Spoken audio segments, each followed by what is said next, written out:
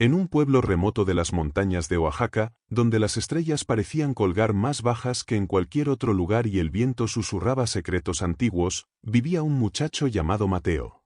No era como los demás niños de su edad. Mientras ellos jugaban fútbol en las calles polvorientas, Mateo pasaba horas contemplando el movimiento de las nubes, trazando patrones invisibles en el aire con sus dedos.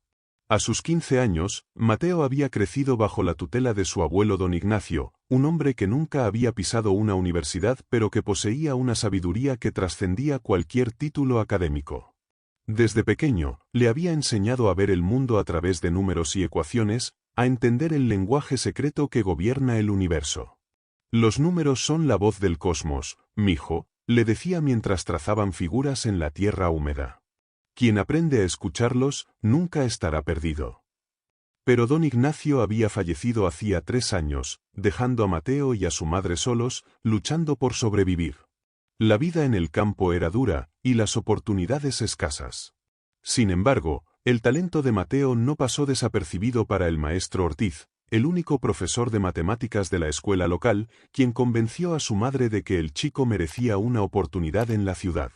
Así fue como Mateo, con una camisa desgastada y unos zapatos que habían conocido mejores días, llegó al prestigioso Instituto Nacional de Ciencias, una escuela reservada tradicionalmente para los hijos de las familias más influyentes del país. El primer día de clases amaneció con un cielo gris plomizo que amenazaba tormenta. Mateo se acomodó en el último pupitre del aula, intentando pasar desapercibido. Sus compañeros, vestidos con uniformes impecables, lo miraban de reojo, algunos con curiosidad, otros con desdén. A las 8 en punto, la puerta se abrió de golpe. El profesor Dávila entró con paso firme, su traje perfectamente planchado y una mirada que parecía diseccionar a cada estudiante. «Buenos días», dijo mientras dejaba su maletín sobre el escritorio. «Soy el profesor Dávila y este año estudiaremos cálculo avanzado. Espero que hayan repasado sus conocimientos básicos durante el verano, porque no perderé mi tiempo explicando lo que ya deberían saber». El silencio en el aula era absoluto. Algunos estudiantes se removieron incómodos en sus asientos. «Bien, veamos quién está preparado», continuó mientras recorría la clase con la mirada. De repente, sus ojos se posaron en Mateo, quien garabateaba algo en su cuaderno. «Tú, el de la última fila. ¿Cómo te llamas?» «Mateo, señor», respondió con voz serena pero audible. «¿Mateo qué? Necesito tu apellido para el registro». «Mateo Flores, señor». El profesor lo observó de arriba abajo, deteniéndose en sus zapatos gastados y su camisa raída. Una sonrisa sarcástica se dibujó en su rostro. «Señor Flores, parece que viene directamente del campo. ¿Acaso no le explicaron las normas de vestimenta de esta institución?» Algunas risas ahogadas se escucharon en el aula. Mateo no respondió, pero tampoco bajó la mirada. Había algo en su postura, una dignidad silenciosa que pareció irritar aún más al profesor. «Ya que parece tan absorto en su cuaderno, quizás pueda compartir con nosotros lo que está escribiendo», dijo Dávila, extendiendo su mano para que le entregara el cuaderno. Mateo dudó un instante, pero luego se lo entregó. El profesor hojeó las páginas con el ceño fruncido. Lo que esperaba encontrar eran dibujos o garabatos sin sentido. Lo que halló, en cambio, fueron páginas llenas de ecuaciones complejas, anotaciones en los márgenes y diagramas meticulosamente trazados. «¿Pretende hacerme creer que entiende esto?», preguntó con tono burlón, mostrando a la clase una página llena de cálculos. «Sí, señor», respondió Mateo sin alterar su voz. «Bien, en ese caso, seguramente podrá resolver esto», dijo mientras se dirigía a la pizarra y comenzaba a escribir una ecuación diferencial de segundo orden, algo que normalmente se vería en los últimos años de una carrera universitaria. La clase contuvo la respiración. Muchos ya sacaban sus teléfonos, esperando grabar la humillación del chico nuevo. «Tiene 5 minutos», anunció el profesor, cruzándose de brazos con una sonrisa de suficiencia. Mateo se levantó despacio y caminó hacia la pizarra. No había nerviosismo en sus movimientos, solo una concentración absoluta que transformaba su rostro. Tomó la tiza y se quedó observando la ecuación durante unos segundos. Luego, comenzó a escribir. Su mano se movía con fluidez, como si estuviera transcribiendo algo que solo él podía ver. No había titubeos, no había correcciones. Cada símbolo fluía hacia el siguiente con una precisión casi musical. El silencio en el aula se hizo más profundo. Incluso los que habían estado riéndose miraban ahora con asombro. El profesor Dávila, cuya sonrisa se había desvanecido, observaba la pizarra con incredulidad creciente. 3 minutos después, Mateo dejó la tiza sobre el escritorio y dio un paso atrás. La pizarra estaba cubierta de una solución perfectamente estructurada, cada paso justificado con una nota al margen, culminando en una respuesta elegante y exacta. Esto está correcto, murmuró el profesor, sin poder ocultar su asombro. ¿Dónde aprendió a hacer esto? Mi abuelo me enseñó, señor. Y después los libros. Un murmullo recorrió la clase. Dávila parecía luchar contra sentimientos contradictorios, la humillación de haber sido superado y la fascinación ante un talento excepcional. Debe haber memorizado la solución, dijo al fin, intentando recuperar el control. Veamos si puede con algo diferente. Y volvió a la pizarra, esta vez escribiendo un problema aún más complejo, una ecuación íntegro diferencial que involucraba varias variables y condiciones de contorno. Algo que él mismo necesitaría tiempo para resolver. Adelante, dijo con un tono desafiante. Sin decir palabra, Mateo volvió a tomar la tiza.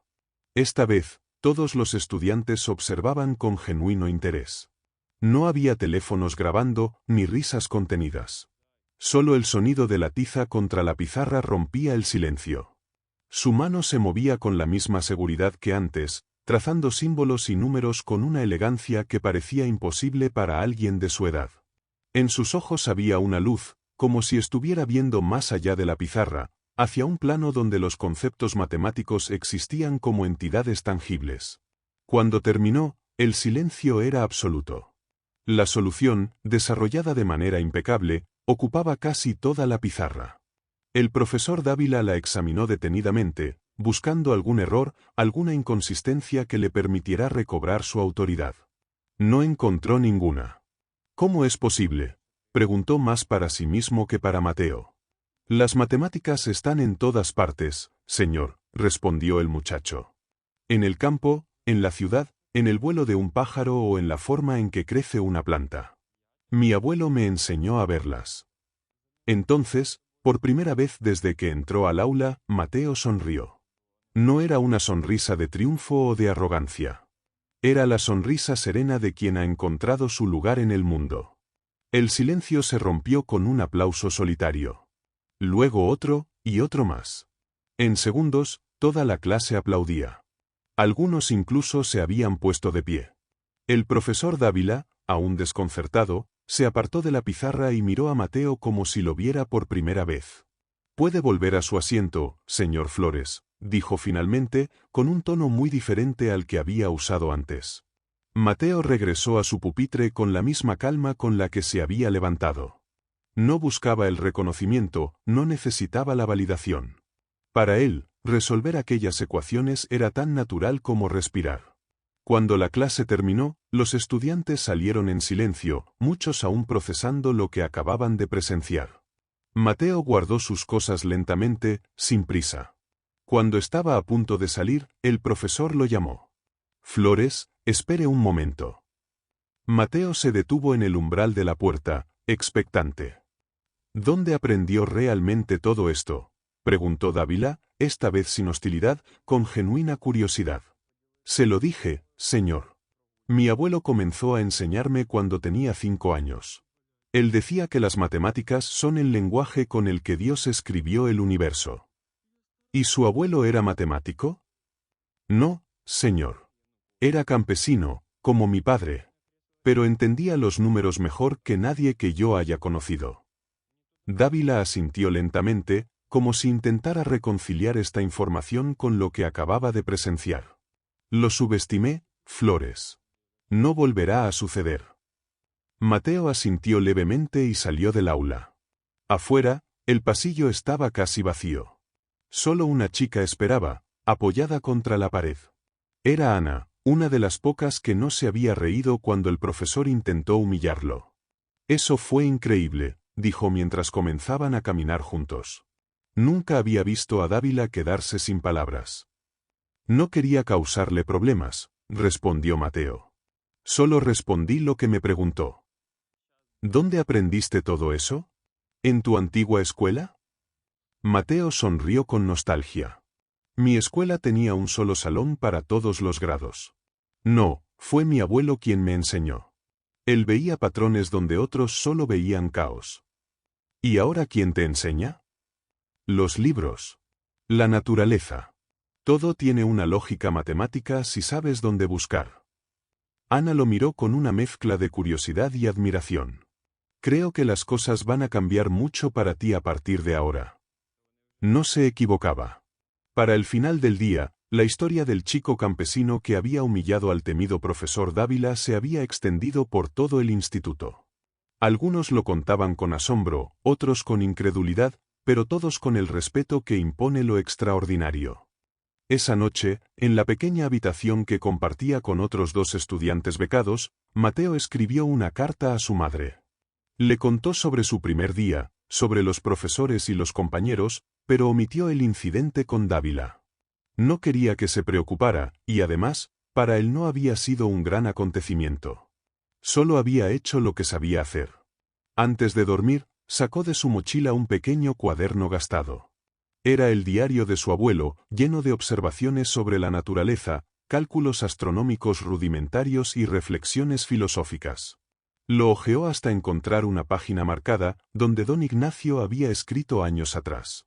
El conocimiento es como el agua. Puede fluir libremente, beneficiando a todos, o puede estancarse y corromperse.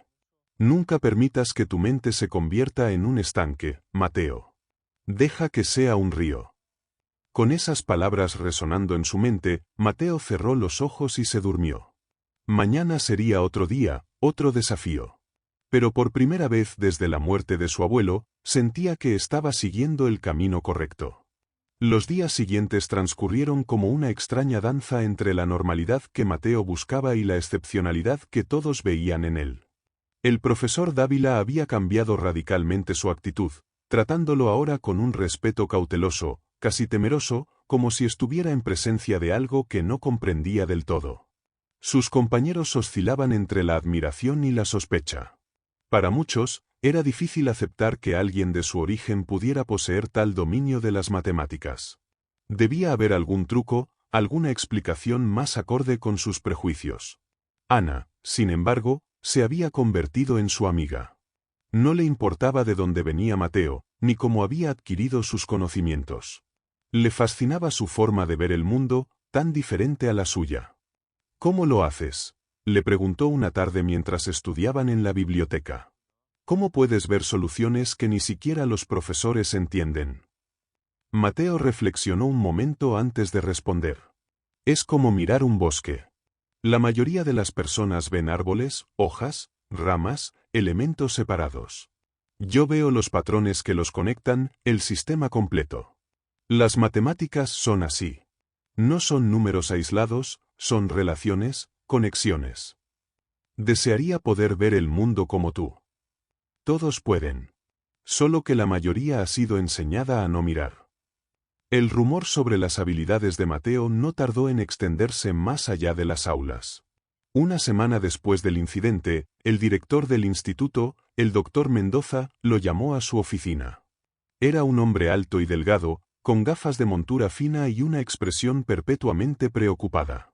Señor Flores, dijo mientras le indicaba que tomara asiento. He escuchado cosas extraordinarias sobre usted. He intentado no causar problemas, señor, respondió Mateo, temiendo que de alguna manera hubiera quebrantado alguna norma no escrita. No se trata de problemas, lo tranquilizó Mendoza. Todo lo contrario. El profesor Dávila me ha mostrado su trabajo, y debo decir que es excepcional. Tanto que he consultado con algunos colegas de la Universidad Nacional. Mateo permaneció callado, esperando. Están interesados en conocerlo. De hecho, el doctor Ramírez, del Departamento de Matemáticas Aplicadas, vendrá mañana específicamente para hablar con usted. No entiendo por qué querrían hacer eso, señor. Mendoza lo miró con sorpresa genuina. Porque talento como el suyo aparece quizás una vez en una generación. Porque lo que usted hace instintivamente, otros pasan décadas intentando dominar. Solo resuelvo problemas, señor. Como me enseñó mi abuelo. Su abuelo debe haber sido un hombre extraordinario. Lo era, respondió Mateo, y por primera vez, el director notó un brillo de emoción en sus ojos. Al día siguiente, la visita del doctor Ramírez alteró la rutina del instituto. Era un matemático reconocido internacionalmente, autor de varios libros y ganador de prestigiosos premios. Que viniera específicamente a ver a un estudiante de nuevo ingreso era algo sin precedentes. El encuentro se realizó en el laboratorio de física, despejado para la ocasión. Además del doctor Ramírez, estaban presentes el director Mendoza y el profesor Dávila. Mateo entró puntualmente, con su habitual serenidad. Así que tú eres el joven prodigio, dijo Ramírez después de las presentaciones. No había condescendencia en su voz, sino un interés genuino. Solo soy un estudiante, señor. Eso está por verse, sonrió el matemático. Me gustaría proponerte algunos problemas, si no te importa. Durante las 2 horas siguientes, Ramírez presentó a Mateo problemas matemáticos de creciente complejidad. Comenzó con ecuaciones diferenciales parciales, pasó a problemas topológicos y finalmente le planteó una conjetura en la que él mismo llevaba trabajando varios meses. Mateo los abordó todos con la misma metodología paciente y clara. No siempre encontraba la solución completa, pero su enfoque, la manera en que descomponía los problemas y los visualizaba desde ángulos inesperados, dejó a Ramírez fascinado. Extraordinario, murmuró cuando terminaron. Simplemente extraordinario. ¿Quién te enseñó a pensar así? Mi abuelo me mostró el camino, respondió Mateo con sencillez. La naturaleza hizo el resto. ¿La naturaleza? Sí, señor. Las matemáticas están en todas partes si uno sabe mirar. En la disposición de las hojas en una rama, en la estructura de un panal de abejas, en el movimiento de las estrellas. Ramírez lo miró con renovado interés. Eso suena más a filosofía natural que a matemáticas formales. Para mi abuelo no había diferencia, explicó Mateo. Él decía que separar las matemáticas de la naturaleza era como separar la música del sonido. Artificial e innecesario. El doctor Ramírez intercambió una mirada con el director Mendoza. Había algo más que admiración en sus ojos ahora. Había reconocimiento, como si hubiera encontrado a alguien que hablaba su mismo idioma secreto. Mateo, dijo finalmente, creo que tienes un don excepcional. Un don que no debe desperdiciarse. Me gustaría ofrecerte tutoría especial, fuera del programa regular. Con tu permiso, por supuesto, añadió mirando al director, quien asintió entusiasmado. ¿Por qué haría eso por mí?, preguntó Mateo, genuinamente confundido por el interés. Porque en todos mis años como matemático, nunca he visto a nadie con tu intuición natural. Porque tienes un potencial que podría cambiar el campo. Y, francamente, porque sería un crimen no nutrirlo. Mateo guardó silencio, sopesando las palabras. Finalmente, con una leve sonrisa, asintió. Me gustaría aprender más, señor. Así comenzó una nueva etapa en la vida de Mateo. 3 veces por semana, después de sus clases regulares, se reunía con el doctor Ramírez para sesiones de estudio que iban mucho más allá del currículo escolar. Exploraban teorías avanzadas, debatían sobre los fundamentos de las matemáticas y trabajaban en problemas que Ramírez extraía de las fronteras actuales de la investigación. La noticia sobre el genio campesino, como algunos lo llamaban, comenzó a extenderse más allá del instituto. Periodistas educativos solicitaron entrevistas, que Mateo rechazó sistemáticamente. No le interesaba la fama ni el reconocimiento. Solo quería aprender, comprender, explorar ese universo de patrones y relaciones que su abuelo le había mostrado. La actitud de sus compañeros también cambió. El desdén inicial se transformó en respeto, y en algunos casos, en amistad genuina. Incluso aquellos que lo habían mirado con desprecio el primer día ahora buscaban su ayuda con los estudios. Pero no todo era positivo. A medida que su reputación crecía, también lo hacía el escrutinio sobre su pasado. El profesor Dávila, cuyo orgullo herido nunca había sanado completamente, comenzó a investigar el origen de Mateo con una persistencia inquietante. «Hay algo que no cuadra», le comentó un día al director Mendoza. «He revisado los registros de su pueblo. No hay constancia de que su abuelo tuviera ninguna formación especial. Era un simple campesino. ¿De dónde sacó estos conocimientos el chico?» «No todo el conocimiento viene de instituciones formales, Dávila», respondió el director. «Quizás el abuelo era autodidacta. O tal vez Mateo tiene un talento innato que simplemente floreció. O tal vez hay algo más», insistió Dávila. «He encontrado una referencia en los archivos del Ministerio de Educación. Hace 10 años existió un programa experimental para niños con capacidades excepcionales. Un programa que se canceló abruptamente y cuyos registros están clasificados. Y hay rumores de que uno de esos niños provenía precisamente de la región de Mateo». El director frunció el ceño. «¿Está sugiriendo que Mateo fue parte de algún tipo de experimento?» «Estoy sugiriendo que hay más en su historia de lo que nos ha contado. Y creo que tenemos derecho a saber la verdad». Mientras tanto, ajeno a estas conversaciones, Mateo continuaba con su rutina. Estudiaba, aprendía, ayudaba a sus compañeros y escribía regularmente a su madre. Cada noche, antes de dormir, leía unas páginas del diario de su abuelo, encontrando consuelo y guía en aquellas palabras escritas años atrás. Una tarde, mientras regresaba de una sesión con el doctor Ramírez, Ana lo alcanzó en el pasillo. Su expresión era preocupada. «Mateo, ¿hay rumores? Dávila ha estado haciendo preguntas sobre ti, sobre tu pasado». «No tengo nada que ocultar», respondió él con calma. «Dicen que has estado en programas especiales, que por eso eres, como eres». Mateo se detuvo y la miró directamente. «Ana, lo único especial en mi vida fue mi abuelo. Él me enseñó a ver el mundo de una manera que otros no ven. No hay secretos, no hay programas misteriosos».